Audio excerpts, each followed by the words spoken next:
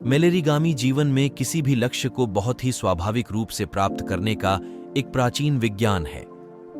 यहां तक कि बुद्धिमान और मेहनती लोग भी इस बुनियादी तकनीक के बिना अपने लक्ष्य से चूकते रहते हैं।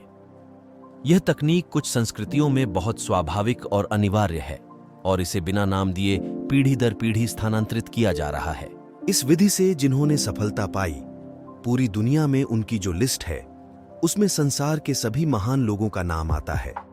हमारे देश के सद्गुरु ओशो का नाम भी उस लिस्ट में आता है और इस बात का खुलासा उनकी एक किताब में भी मिलता है। जब उनसे किसी ने मेलेरिगामी विधि के बारे में पूछा तो उन्होंने क्या कहा, इसका जिक्र उनकी किताब में है।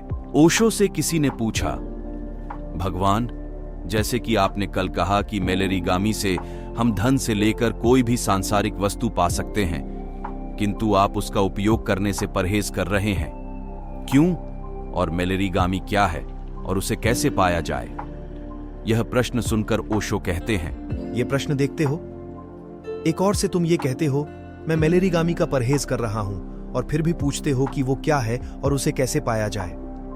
पहली बात तो यह कि मैंने मेलेरिगामी का परहेज नहीं किया, मैं सिर्फ तुम्हें बताना चाहता था कि उसमें क्या गड़बड़ हो सकती है। मेलेरिगामी एक प्राचीन विद्या है जो वैज्ञानिक है। इसे तुम किसी भी गुरु से सीख लोगे, पुस्तक के रूप में भी ढूंढ लोगे और उसके द्वारा वो सब कुछ पा भी लोगे जो तुम पाना चाहते हो। किंतु अगर तुम उस वस्तु के या व्यक्ति के पात्र नहीं हो जो तुमने पाई है, अगर तुम्हारा स्वभाव भोगी है, तुम नकारात्मक हो, तो बहुत दुख उठाना पड़ेगा, क्योंकि जो पाया वो टिकेगा नहीं और जो मिला ही नहीं उसका इतना दुख नहीं होता जितना उसके होने के बाद न होने में होता है। और ये विद्या ऐसी है कि अगर एक बार नहीं सीखोगे तो जिंदगी भर चूकते ही रहोगे। तुमने देखा होगा, तुमसे कम होशियार, कम ताकतवर लोग भी आगे निकल जाते हैं क्योंकि उन्हें कहीं से किसी रूप में ये विद्या सीखी है।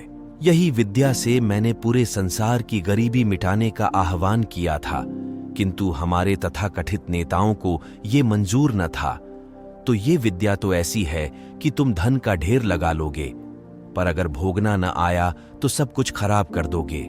तो देखा दोस्तों, ये विधि के बारे में ओशो भी जिक्र करते हैं और हमारे देश के सभी महान लोगों को इस विधि के बारे में पता है।